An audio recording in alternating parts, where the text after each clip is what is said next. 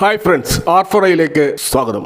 വിപണിയിൽ അതിൻ്റെ വീക്ക്നെസ് തുടർന്നുകൊണ്ടേയിരിക്കുന്നതായിട്ടാണ് നമ്മൾ കാണുന്നത്. കഴിഞ്ഞ മാസം ജൂൺ 25 മുതൽ ഇന്നത്തെ ജൂലൈ 25 വരെയുള്ള 30 ദിവസത്തെ നിഫ്റ്റിയുടെ ഏറ്റവും ലോവസ്റ്റ് ക്ലോസിംഗ് ആണ് ഇന്ന് നടന്നത്. അപ്പോൾ 24,900 എന്നുള്ള ഒരു ലെവൽ ബ്രേക്ക് ചെയ്ത് മാർക്കറ്റിൽ ഒരു പാനിക് ക്രിയേറ്റ് ചെയ്തിട്ടുണ്ട്. നമ്മളൊരു മാർക്കറ്റ് മൂഡ് ഇൻഡെക്സ് നമ്മൾ നോക്കിക്കഴിഞ്ഞാൽ എക്സ്ട്രീം ഫിയറിൻ്റെയും ഫിയർ സോണിൻ്റെയും ഇടയ്ക്കുള്ള ഒരു ബോർഡറിലാണ് നമ്മുടെ മാർക്കറ്റ് ഇപ്പോൾ ഉള്ളത്. അപ്പോൾ ഇത്തരത്തിലുള്ള ഒരു വീക്ക്നെസ്സിനുള്ള പ്രധാനപ്പെട്ട കാരണമായിട്ട് തീർച്ചയായിട്ടും നമുക്ക് കാണുന്നത് FIIസിൻ്റെ നോൺ സ്റ്റോപ്പ് സെല്ലിംഗ് ആണ്. കഴിഞ്ഞ 4 ട്രേഡിംഗ് ഡേയ്സിൽ അവർ 11,572 കോടിയുടെ സെല്ലിംഗ് ഓൾറെഡി നടത്തി കഴിഞ്ഞു. അപ്പോൾ മാർക്കറ്റിനെ ബിയറിഷ് ആക്കുന്നതിൽ ഈ FII സെല്ലിംഗ് നല്ലൊരു പങ്ക് വഹിക്കുന്നുണ്ട് എന്നാണ് നമുക്ക് മനസ്സിലാക്കാൻ കഴിയുന്നത്. അപ്പോൾ മാർക്കറ്റിന്റെ ഈ ഒരു ഫോള് നമ്മൾ ഇന്ന് നോക്കുമ്പോൾ ഏറ്റവും കൂടുതൽ ഫോളോ ആണെന്നുള്ളത് സ്മോൾ ക്യാപ്പിലും മിഡ് ക്യാപ്പിലുമാണ്. അപ്പോൾ നമുക്കറിയാം മിഡ് ക്യാപ്പും സ്മോൾ ക്യാപ്പും ഹൈലി ഓവർ വാല്യൂഡ് പൊസിഷനിലാണ് നിൽക്കുന്നത്.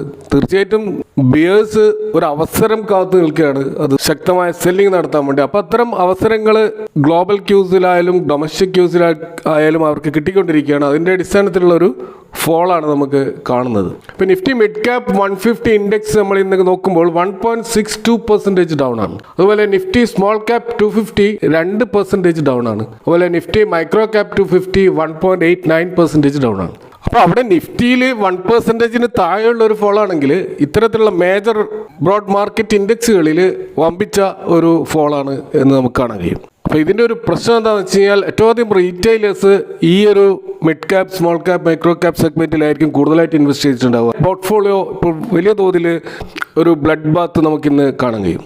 ഇന്ന് മേജർ സെക്ടറുകൾ നമ്മൾ നോക്കിക്കഴിഞ്ഞാൽ എല്ലാ സെക്ടറുകളിലും വമ്പിച്ച ഫോൾ ഉണ്ടായിട്ടുണ്ട്. ഏകദേശം 1% മുതൽ 2% ഫോള് പല മേജർ സെക്ടറുകൾ ഉണ്ടായിട്ടുണ്ട്.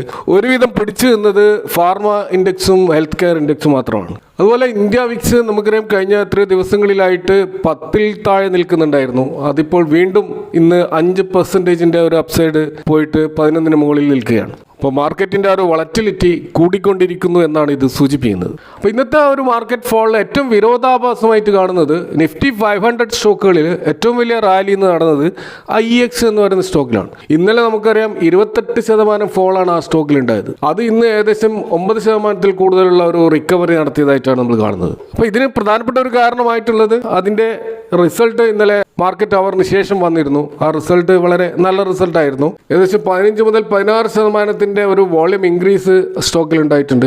അപ്പോൾ അതിൻ്റെ ടോപ്പ് ലൈൻ ഗ്രോത്ത് 15%, എബിറ്റയിൽ 16% ഒരു റൈസും ഉണ്ടായിട്ടുണ്ട്. അപ്പോൾ മൊത്തത്തിൽ 25% ഓവറോൾ പ്രോഫിറ്റബിലിറ്റി ഈ സ്റ്റോക്കിൽ ഉണ്ടായിട്ടുണ്ട്. അപ്പോൾ ഇത്തരത്തിലുള്ള നല്ലൊരു റിസൾട്ട് ഉണ്ടായത് കൊണ്ടായിരിക്കാം ഈ സ്റ്റോക്കിൽ വീണ്ടും ബൈങ് നടക്കുന്നത്. മറ്റൊരു കാര്യം ഈ വിഷയവുമായി ബന്ധപ്പെട്ടിട്ടുള്ള മാനേജ്മെന്റ് കമന്ററികളാണ്. അപ്പോൾ ഇന്നലെ ഉണ്ടായിട്ടുള്ള മാർക്കറ്റ് കപ്ലിംഗ് റിലേറ്റഡ് വാർത്തകൾ തീർച്ചയായിട്ടും IEXൽ ഒരു പാനിക് സൃഷ്ടിച്ചിട്ടുണ്ട്. അപ്പോൾ അവിടെ ഡേ എഹെഡ് മാർക്കറ്റിൽ ആണ് ഇപ്പോൾ മാർക്കറ്റ് കപ്ലിംഗ് ഏർപ്പെടുന്നത്. അപ്പോൾ IEXന്റെ ആ ഒരു ബിസിനസിന്റെ ഏകദേശം 1/3 മാത്രമാണ് ഈ ഡേ എഹെഡ് മാർക്കറ്റ് എന്ന് പറയുന്നത്. അപ്പോൾ അതിന്റെ ഇംപ്ലിമെന്റേഷൻ നടക്കാൻ പോകുന്നത് ജനുവരിയിലാണ്. അപ്പോൾ ഏകദേശം 6 മാസത്തോളം IEXന്റെ ബിസിനസ്സിൽ വലിയ ഇമ്പാക്റ്റ് ഒന്നും ഉണ്ടാക്കാൻ പോകുന്നു. 6 മാസം ശേഷമുള്ള റിസൾട്ടുകളിലായിരിക്കാം അതിൻ്റെ ഒരു ഇമ്പാക്റ്റ് ഉണ്ടാവുക. എന്നാൽ അതിനിടയിൽ നടക്കാൻ സാധ്യതയുള്ള പല കാര്യങ്ങളുമുണ്ട്. പ്രത്യേകിച്ച് ഇതുമായി ബന്ധപ്പെട്ടിട്ട് അവർക്ക് കോടതിയെ സമീപിക്കാം. അതുപോലെ ഇതിൻ്റെ സ്റ്റേക്ക് ഹോൾഡേഴ്സിൻ്റെ പ്രഷർ ഗവൺമെൻറ്റിൻ്റെ മേലുണ്ടാകാം. അത്തരത്തിൽ പല കാര്യങ്ങൾ അവിടെ സംഭവിച്ചേക്കാം. അപ്പോൾ ഇവിടെ നമ്മൾ മനസ്സിലാക്കേണ്ട മറ്റൊരു കാര്യം, ഈ പവർ ട്രേഡിംഗ് എന്ന് പറയുന്നത് അത് ഓൺലൈനിൽ നമ്മൾ ഇന്ത്യൻ മാർക്കറ്റിൽ ഇപ്പോൾ 5 മുതൽ 6% മാത്രമാണ് ഈ ട്രേഡിംഗ് പ്ലാറ്റ്ഫോം വഴിയുള്ള ഈ പവർ ട്രേഡിംഗ് നടക്കുന്നുള്ളൂ. എന്നാൽ അത് US നോക്കുകയാണെങ്കിൽ 65% മുതൽ 70% വരെ ഉണ്ട്. കൂടാതെ യൂറോപ്പിൽ അത് 80% മുതൽ 85% ഇതേപോലെ ഓൺലൈൻ വഴിയാണ് നടക്കുന്നത്. അപ്പോൾ സ്വാഭാവികമായിട്ടും ഓൺലൈൻ പവർ ട്രേഡിംഗ് ഫ്യൂച്ചറിൽ വമ്പിച്ച വർധനം എന്തായാലും ഇന്ത്യയിലുണ്ടാവും. അപ്പോൾ അതിൻ്റെ ഒരു ഗുണഫലം തീർച്ചയായിട്ടും IEXന് ഉണ്ടാവും. അപ്പോൾ IEX സ്റ്റോക്കിനെ സംബന്ധിച്ചിടത്തോളം അതിൻ്റെ പബ്ലിക് ഷെയർ ഹോൾഡിംഗ് എന്ന് പറയുന്നത് 47%. അപ്പോൾ സ്വാഭാവികമായിട്ടും ഒരു പാനിക് ഉണ്ടാകുമ്പോൾ പബ്ലിക് വൻതോതിൽ സെല്ല് ചെയ്യും. അവിടെ ഒരു പാനിക് സെല്ലിംഗ് ആണ് നടക്കുക. പക്ഷേ ഇൻസ്റ്റിറ്റ്യൂഷണൽ ഇൻവെസ്റ്റേഴ്സ് ഈ സ്റ്റോക്കിൽ അവരുടെ സ്റ്റേക്ക് വർദ്ധിപ്പിക്കുകയാണ് ചെയ്തിട്ടുള്ളത്. അപ്പോൾ ഇത് F&O സെഗ്മെന്റിലുള്ള ഒരു സ്റ്റോക്ക് ആയതുകൊണ്ട് തന്നെ 20% ഇതിന്റെ സർക്യൂട്ട് ലിമിറ്റ്. അപ്പോൾ F&O സെഗ്മെന്റിലെ സ്റ്റോക്കുകളിൽ 20% ലോവർ സർക്യൂട്ട് അടിച്ചാൽ പോലും ഉടൻ തന്നെ അത് ഓപ്പൺ ആയിട്ട് വീണ്ടും ട്രേഡ് ചെയ്യും.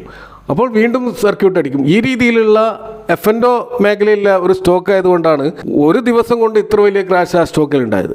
അതല്ലാതെ ഒരു നോൺ F&O സ്റ്റോക്ക് ആയിരുന്നെങ്കിൽ വെറും 5% ഒരു ലോവർ സർക്യൂട്ട് അടിച്ചത് നിൽക്കുമായിരുന്നു. അപ്പോൾ ഇവിടെ തീർച്ചയായിട്ടും ഇപ്പോൾ സെബി ഇടപെട്ടിരിക്കുകയാണ്. കാരണം ഫ്യൂച്ചറിൽ ഇതേപോലുള്ള ഒരു ഫോൾ ഉണ്ടാവുകയാണെങ്കിൽ IEXലെ ഇൻവെസ്റ്റേഴ്സിന് അത് വലിയ തോതിലുള്ള പ്രശ്നങ്ങൾ സൃഷ്ടിക്കുമെന്ന് മനസ്സിലാക്കിയതുകൊണ്ട് ഇവിടെ ഇപ്പോൾ F&O സെഗ്മെന്റിൽ നിന്നും IEXന് ഇപ്പോൾ ബാൻ ഏർപ്പെടുത്തിയിരിക്കുകയാണ്.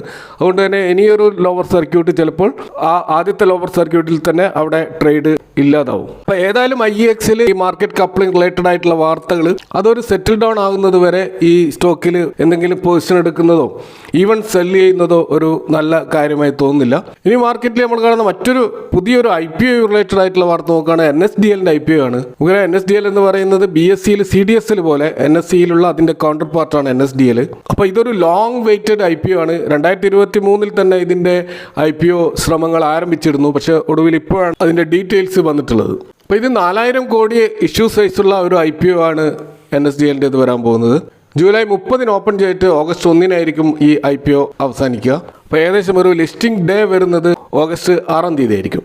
അപ്പോൾ ഇതിൻ്റെ ഒരു പ്രൈസ് ബാൻഡ് ഇവർ അനൗൺസ് ചെയ്തിരിക്കുന്നത് 760 മുതൽ 800 എന്നുള്ള ഒരു പ്രൈസ് റേഞ്ചിലാണ്. അപ്പോൾ ഒരു ലോട്ടിൽ 18 സ്റ്റോക്കുകളാണ് ഉണ്ടാവുക. അപ്പോൾ റീറ്റെയിൽ ഇൻവെസ്റ്റേഴ്സിനെ സംബന്ധിച്ചിടത്തോളം മാക്സിമം 13 ലോട്ടുകൾക്ക് അപ്ലൈ ചെയ്യാം. അപ്പോൾ ഇതിൻ്റെ ഒരു ഫൈനാൻഷ്യൽ പെർഫോമൻസ് നമ്മൾ നോക്കിക്കഴിഞ്ഞാൽ 3 വർഷത്തെ ഒരു പെർഫോമൻസ് താരതമ്യം ചെയ്താൽ അസറ്റിലായാലും റവന്യൂവിലായാലും പ്രോഫിറ്റിലായാലും അതുപോലെ റിസർവിലായാലും എല്ലാത്തിലും ഒരു ഗ്രോത്ത് കൺസിസ്റ്റൻ്റ് ആയിട്ട് നമുക്ക് കാണാൻ കഴിയും. കൂടാതെ ROEയിലും ഒരു കൺസിസ്റ്റൻ്റ് റൈസ് ഉണ്ടായിട്ടുണ്ട്. അതുപോലെ പ്രോഫിറ്റ് മാർജിനും വർദ്ധിച്ചുകൊണ്ടിരിക്കുന്നുണ്ട്. എന്നാൽ ഈ സ്റ്റോക്കിൻ്റെ പ്രൈസ് ടു ബുക്ക് വാല്യൂ 7.98 ആണ്. അതുപോലെ PE റേഷ്യോ നിലവിലുള്ള പ്രൈസ് വെച്ച് നോക്കുമ്പോൾ 46 എന്ന ലെവലാണ്. അപ്പോൾ അങ്ങനെ നോക്കുമ്പോൾ ഇതൊരു ഓവർ വാല്യൂഡ് ആയിട്ടാണ് നമുക്ക് കാണാൻ കഴിയുക. എന്നാൽ ഇതിൻ്റെ ഒരു പിയർ കമ്പനി എന്ന് പറയുന്നത് CDSLാണ്. വേറെ കമ്പനികളൊന്നും നമുക്ക് ഈ സ്റ്റോക്കിനെ താരതമ്യം ചെയ്യാൻ കഴിയില്ല. അപ്പോൾ CDSLായിട്ട് താരതമ്യം ചെയ്യുമ്പോൾ CDSLന്റെ PE റേഷ്യോ ഇതിനേക്കാൾ കൂടുതലാണ്. 66 എന്ന റേഞ്ചിലാണ് അതിൻ്റെ PE റേഷ്യോ. അപ്പോൾ അതിൽ നിന്നും എത്രയോ താഴെയാണ് ഇതിൻ്റെ PE റേഷ്യോ നമ്മൾ കാണുന്നത്. അപ്പോൾ NSDLന്റെ ഒരു ബിസിനസ് നോക്കുകയാണെങ്കിൽ അവിടെ 3 കോടിയിലധികം ഡിമാറ്റ് അക്കൗണ്ടുകൾ ഇവിടെ രജിസ്റ്റർ ചെയ്യപ്പെട്ടിട്ടുണ്ട്. അപ്പോൾ അതിൽ ഈ stock brokers, custodians, mutual fund houses, individual investors ഇവരൊക്കെയാണ് പ്രധാനമായിട്ട് NSDL അവരുടെ സർവീസിന് വേണ്ടി ആശ്രയിക്കുന്നത്. ഡിസ്കൗണ്ട് ബ്രോക്കേഴ്സ് വഴി ഏറ്റവും കൂടുതൽ അക്കൗണ്ട് ഓപ്പൺ ചെയ്തിട്ടുള്ള CDSLാണെങ്കിൽ ബൾക്ക് ഇൻവെസ്റ്റേഴ്സ് അല്ലെങ്കിൽ ഹൈ നെറ്റ്വർത്ത് ഇൻഡിവിജ്വൽസ് ഒക്കെയുള്ള വലിയ ഇൻവെസ്റ്റേഴ്സ് ഏറ്റവും കൂടുതൽ അവർ ആശ്രയിക്കുന്നത് NSDLാണ്. അപ്പോൾ ഈ സ്റ്റോക്ക് ഒരു ലോങ് ടേം ഹോൾഡ് എന്ന് പറയുമ്പോൾ അതിൽ നമ്മൾ മനസ്സിലാക്കേണ്ട ഒരു പ്രധാനപ്പെട്ട കാര്യം ഇത് മാർക്കറ്റിനെ ഡിപ്പെൻഡ് ചെയ്ത് മുന്നോട്ട് പോകുന്ന സ്റ്റോക്കായിരിക്കും. മാർക്കറ്റ് എത്രമാത്രം ഉയർന്നു അതിനാനുപാതികമായിട്ട് NSDLും CDSLും ഉയരും. മാർക്കറ്റ് ഡൗൺ ആകുമ്പോൾ ഈ സ്റ്റോക്ക് ഇങ്ങനെ ഒരു റിസ്ക് ഇതിനുണ്ട്. അത് മാത്രമാണ് ഇതിൽ ഏറ്റവും പ്രധാനപ്പെട്ട ഒരു റിസ്ക് ആയിട്ട് നമ്മൾ കാണുന്നത്. ഇപ്പോൾ കറണ്ട് ഗ്രേ മാർക്കറ്റ് പ്രീമിയം വെച്ച് നോക്കുമ്പോൾ ഏകദേശം 20% ഒരു പ്രീമിയത്തിലാണ് ഇപ്പോൾ ട്രേഡ് ചെയ്യുന്നത്. അപ്പോൾ അതുകൊണ്ട് തന്നെ ഒരു 20% കൂടുതലുള്ള ഒരു ലിസ്റ്റിംഗ് ഗെയിൻ നിലവിലുള്ള ഗ്രേ മാർക്കറ്റ് പ്രീമിയം വെച്ച് നമുക്ക് പറയാൻ കഴിയും. എന്നാൽ ലിസ്റ്റിംഗ് ഡേയിൽ ഉണ്ടാകുന്ന വളറ്റിലിറ്റിയിൽ എത്രമാത്രം അത് അപ്പ് ആൻഡ് ഡൗൺ ആകുമോ എന്നുള്ളത് മറ്റൊരു കാര്യമാണ്. ഇനി മറ്റൊരു പ്രധാനപ്പെട്ട ഒരു ക്രാഷ് നടന്ന 2 സ്റ്റോക്കുകളെ കുറിച്ചാണ് പറയാനുള്ളത്. ഒന്ന് റിലയൻസ് ഇൻഫ്രാസ്ട്രക്ചറും മറ്റൊന്ന് റിലയൻസ് പവറുമാണ്. അപ്പോൾ റിലയൻസ് ഇൻഫ്രാസ്ട്രക്ചറും ഇന്ന് ലോവർ സർക്യൂട്ടിൽ പോയി 5% ലോവർ സർക്യൂട്ടാണ്. അതുപോലെ തന്നെ റിലയൻസ് പവറും 5% ലോവർ സർക്യൂട്ടിലാണ് ഇന്ന് കാണാൻ കഴിയുന്നത്.